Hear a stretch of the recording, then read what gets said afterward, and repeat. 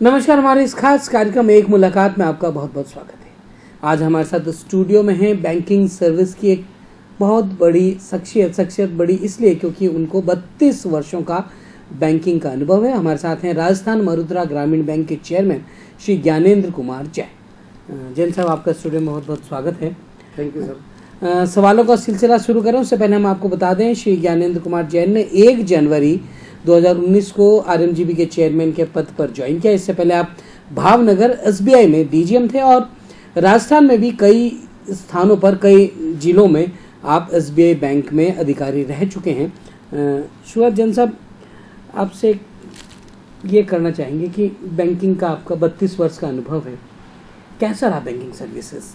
क्या मानते हैं आप अपने इस व्यवसाय को, आपका अपनी इस नौकरी को? यस, देखिए इसमें 2 पहलू हैं।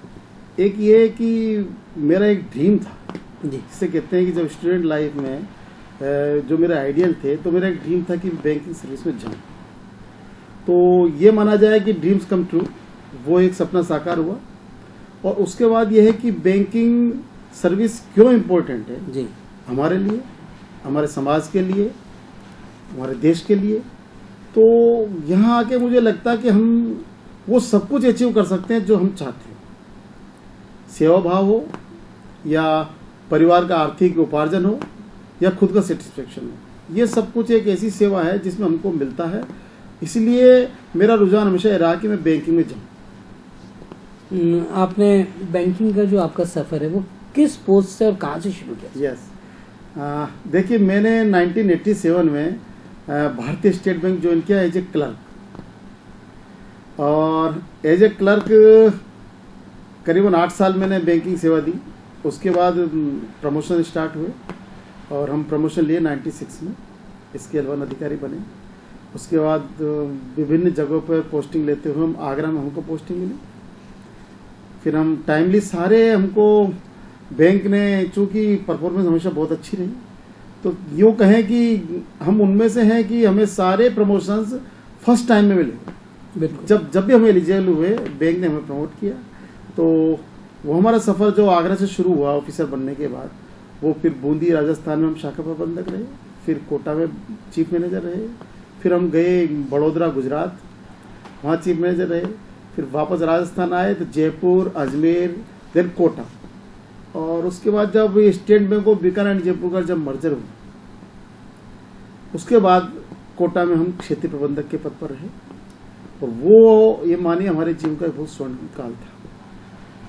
स्वर्णिम काल इसलिए कह सकता हूँ कि भारतीय स्टेट बैंक में एक बेस्ट रीजन मैनेजर का अवार्ड होता है जो हर एक सर्कल में सिर्फ एक लोग को मिलता है। यानी कि ये कहें कि पूरे इंडिया में 16 लोगों को अवार्ड मिलता है और उसमें से जयपुर सर्कल का अवार्ड हमने प्राप्त किया पिछले वर्ष। उसके बाद बैंक ने हमें डीजीएम के लिए प्रमोट किया और डीजीएम बनकर फिर हम गए गुजरात भावनगर, वहाँ पर हम डीजीएम बिजनेस एंड ऑपरेशन थे। और उसके बाद उसमें बड़ी चुनौतियां हैं बिजनेस एंड ऑपरेशंस में। यस, ऐसा कहा जाता है कि डीजीएम बनना है तो बिजनेस ऑपरेशन। बिल्कुल, क्योंकि सब बहुत चुनौतियां हैं, बहुत आपके पास टारगेट होते हैं, बजट होता है, पूरा आकाश आपके सामने खुला होता है, वहाँ आपको कुछ करके दिखाना होता है। देन फिर हमें चांस मिला कि हम आरएमजीबी में हमने अप्लाई किया और बैंक ने हमको सेलेक्ट किया। अब आपके पास आरएमजीबी चेयरमैन का पद है, काफी महत्वपूर्ण है। आरएमजीबी 3 महीने हो गए आपको, आपने बैंक को समझा भी है, अलग अलग बैंकों की अलग अलग कार्य प्रणाली होती है। आरएमजीबी के बारे में आपने क्या क्या कहना चाहेंगे? देखिए बहुत महत्वपूर्ण प्रश्न आपने पूछा है, क्योंकि जब चूंकि मैं डीजीएम बीएनडो था जी, और ऐसा कहा जाता है कि आप डीजीएम है और फिर बीएनडो हैं, तो फिर आपकी अब कुछ आकांक्षाएं नहीं। लेकिन उसके बावजूद जब एक थोड़ा सा चांस मिला कि मैं आरएमजीबी में चेयरमैन की पोस्ट पर जा सकता हूँ, अप्लाई कर सकता हूँ, तो काफ़ी कुछ रिसर्च किया, बैलेंस शीट एनालिसिस किया, ना केवल आरएमजीबी का और दूसरे जो आरआरबीज हैं उनका बैलेंस शीट एनालिसिस किया, ज्योग्राफिकली मैंने देखा सब कुछ। तो मुझे लगा कि बहुत अच्छा बैंक है जहाँ मुझे जाना चाहिए और करने को काफ़ी गुंजाइश है।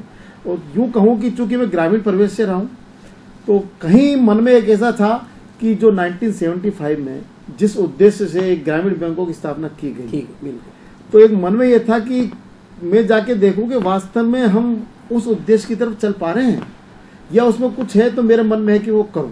उस उद्देश्य को लेकर मैं ग्रामीण बैंक में आया। आपने कहा कि जब आपने आरएमजीबी चेयरमैन के लिए अप्लाई किया तब आपने जो ग्रामीण बैंक है उनकी कार्यशैली को समझने की कोशिश भी की होगी, निश्चित रूप से आपने और भी कई रिसर्च किए। या तो आपको क्या लगता है जो ग्रामीण बैंकों की 1975 में जो स्थापना हुई जिन उद्देश्यों को लेकर, वो ग्रामीण बैंक क्या पूरी कर रहे हैं आज की तारीख में?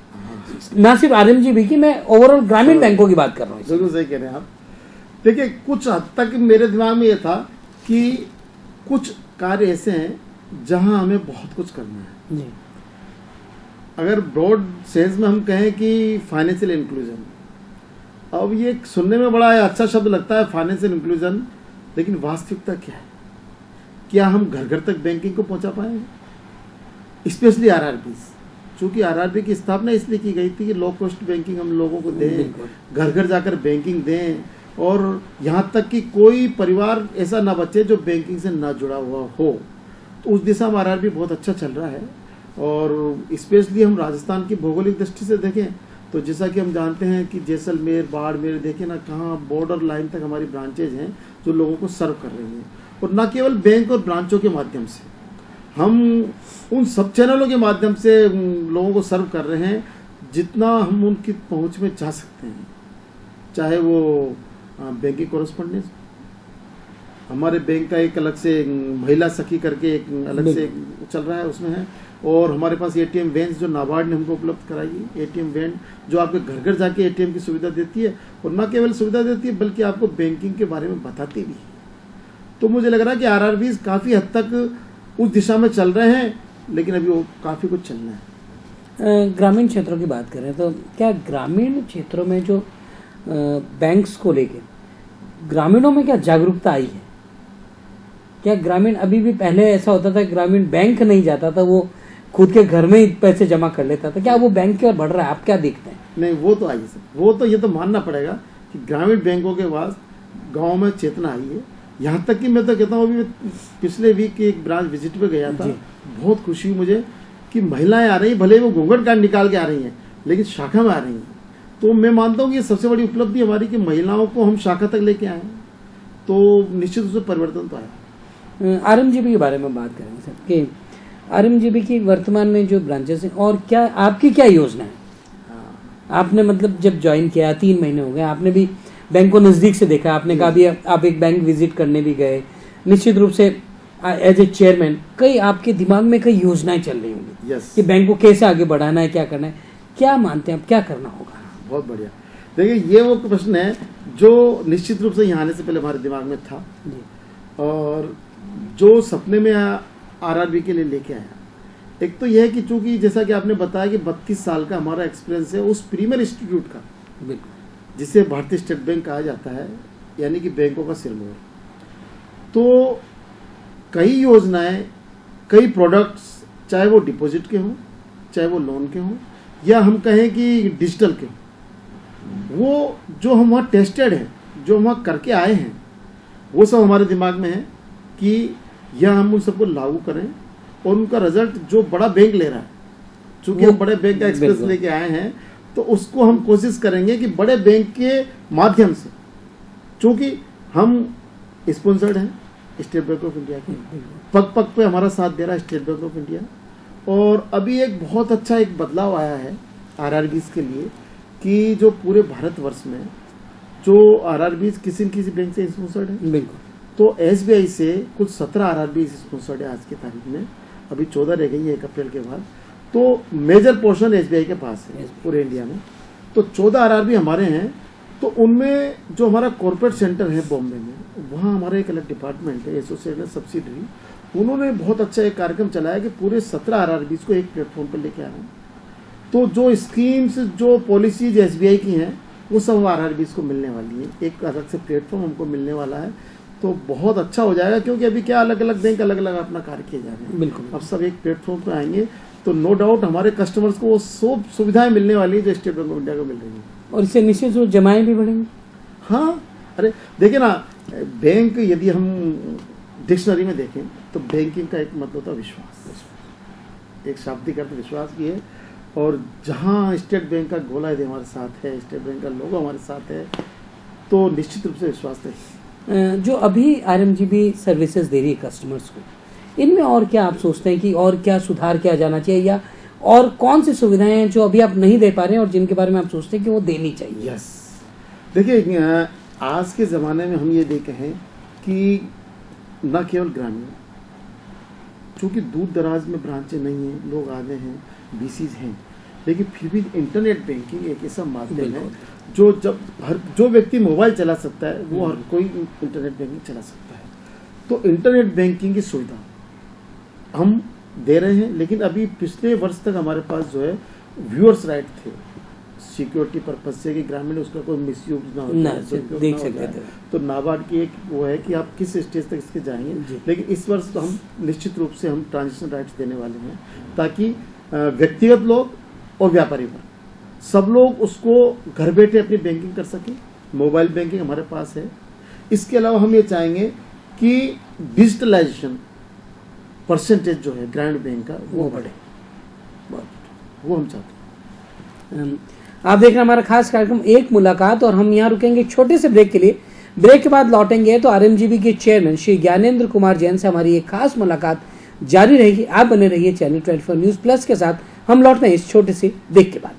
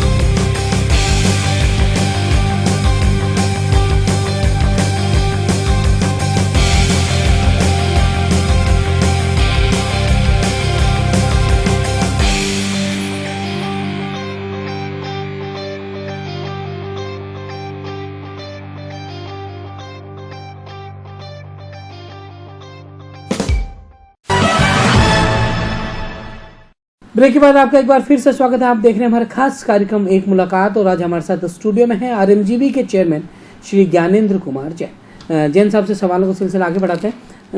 जैन साहब, 32 सालों का अनुभव है, हमने बात की बैंकिंग सर्विसेज की, आपके अनुभव को आप कैसे आरएमजीबी में यूज़ कर रहे हैं वो आपने बताया। स्टाफ के लिए, जो आरएमजीबी का स्टाफ है, आज बड़ा स्टाफ है, उसको और दक्ष बनाने के लिए, क्योंकि रूटीन में ऐसा नहीं कि वो दक्ष नहीं होगा, लेकिन समय के साथ और बदलाव होते हैं, उनके लिए आप क्या सोचते हैं, क्या करना होगा? बहुत बढ़िया। देखिए, ये एक ऐसा प्रश्न है जो हम जब से आरएमजीबी में आए हमने महसूस किया है कि ये बदलाव लाना है जी। क्योंकि जो अब ये बोले कि अब चूंकि रीजनल रूरल बैंक एक क्षेत्र तक सीमित है और हमारे जो स्टाफ हैं उनको हम चाहते हैं कि वो परिपक्व बने, वो अपडेट रहें। तो अभी कल ही हमने पिछले 10 दिन से हम एक कोशिश कर रहे थे कि भारतीय स्टेट बैंक के जो ट्रेनिंग सेंटर्स हैं, जयपुर में हैं, अजमेर में हैं, उनमें हमें एक स्लॉट मिले, और हम चाहते हैं कि जो ट्रेनिंग स्टेट बैंक के कर्मचारियों को उन ट्रेनिंग सेंटर्स पे मिलती हैं वो हमारे कर्मचारियों को भी वहाँ सुविधा मिले। और अभी एक नए बैच हमारे पास आए हैं ऑफिसर्स के और क्लरिकल के, उन सबको हम जो है भारतीय स्टेट बैंक के ट्रेनिंग सेंटर्स पर ट्रेनिंग दे रहे हैं एक वीक की, और उन्हें वो फैकल्टी पढ़ाएगी जो भारतीय स्टेट बैंक के कर्मचारी अधिकारियों को पढ़ाती है। तो उससे मैं चाहता हूँ कि हमारे बैंक का एक सर्वांगीण विकास होगा और हमारे कर्मचारियों के अंदर एक भावना जागृत होगी, एक नई नई चीज़ जो प्रीमियर बैंकिंग में चल रही है वो उनको मिलेगा। तो निश्चित रूप से हमारा आप ये कहें कि हमारा जो परिवार, बैंकिंग परिवार यदि सुदृढ़ होगा, परिपक्व होगा, जानकारी से लवरेज होगा, तो निश्चित रूप से हम बेहतर तरीके से सेवा दे पाएंगे कस्टमर्स। ग्रामीण क्षेत्रों में ग्रामीणों के लिए बैंक को और सुलभ बनाने के लिए कि वो बैंकिंग करें, उसके लिए क्या सोचते हैं हम, क्या किया जाना चाहिए? यस, देखिए सबसे अच्छी बात तो यह है कि लिटरेसी कैंप जो है, फाइनेंशियल लिटरेसी कैंप है, जो जगह जगह हम डिस्ट्रिक्ट में हमारा एक फाइनेंशियल लिटरेसी कैंप है, वहाँ जाकर हमारे जो कैंप के अधिकारी हैं वो खुद गाँव में जाते हैं, गाँव वालों को बताते हैं कि बैंकिंग क्यों, बैंकिंग किस लिए, और बैंकिंग में क्या सुविधाएं हैं, लेकिन क्या सतर्कता की जरूरत है। ये बहुत जरूरत है। सुविधा के साथ साथ सतर्कता क्या होनी चाहिए, क्या नहीं होनी चाहिए। जब हमारे प्रत्येक ग्रामीण को ये बताएंगे कि बैंकिंग क्यों, लेकिन किस सतर्कता के साथ, तो उनका कॉन्फिडेंस बढ़ेगा और वो निश्चित रूप से बैंक से जुड़ने वाले हैं। किसानों के लिए एक आप लोग सोच रहे थे कि डेली डिपॉजिट स्कीम भी एक ग्रामीणों के लिए आप लाना चाह रहे हैं, उसमें क्या होगा? देखिए ग्रामीण बैंक के लिए हमने सोचा है कि डेली डिपॉजिट रिसीप्ट जी, कि प्रत्येक दिन, देखिए ग्रामीण परिवेश में चाहे किसान हो, चाहे लघु कुटीर हो, या दुकानदार हो, या छोटे लोग हो, गृहणियाँ हो, वो अपनी बचत में से कुछ कुछ पैसा, क्योंकि अगर वो घर पे रखेंगे और छोटी छोटी बचत को घर पे रखेंगे, अचानक कोई खर्चा आया वो निकल जाएगा। और यदि वो छोटी छोटी बचत को प्रतिदिन बैंक में जमा कराएंगे, तो हमने सुविधा प्रदान की है कि प्रतिदिन आपने अपनी बचत को बैंक में जमा करा सकते हैं, और बूंद बूंद से तो घड़ा भरता ही है। मतलब आप ग्रामीणों का घड़ा भरने की तैयारी कर रहे हैं, तो इस तरह की स्कीम ये लागू हो गई? बिल्कुल लागू हो गई।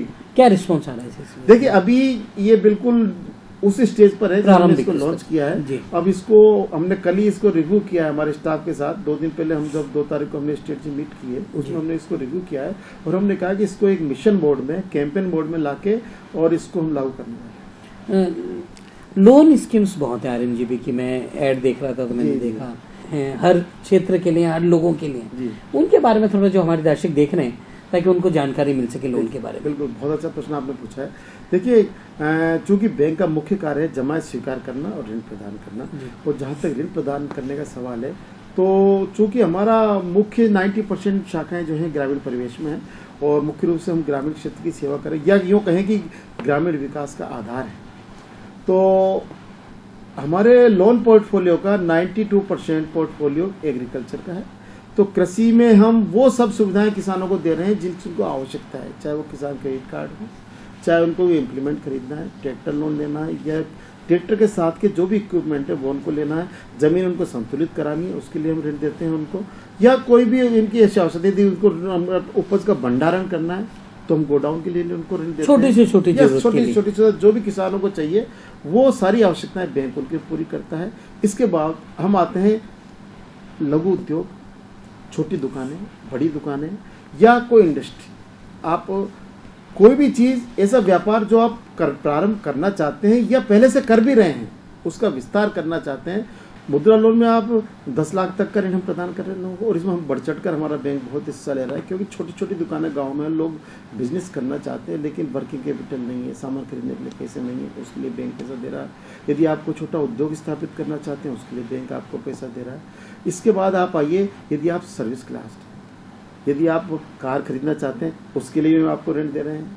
यदि आप अपना मकान खुद का आशियाना बनाना चाहते हैं, उसके लिए हम आपको ऋण दे रहे हैं। यदि आप कहीं सर्विस क्लास हैं, आपको यदि पर्सनल लोन की ज़रूरत है, वो हम आपको दे रहे हैं। यानी कि अगर एक लाइन में मैं कहूँ तो किसान हो, व्यापारी भाई हो, सर्विस क्लास हो या गृहिणियाँ हों, उन सब के लिए ऋण के लिए हम हैं। आप आइए हमारे पास, आरएमजीबी आपके लिए है।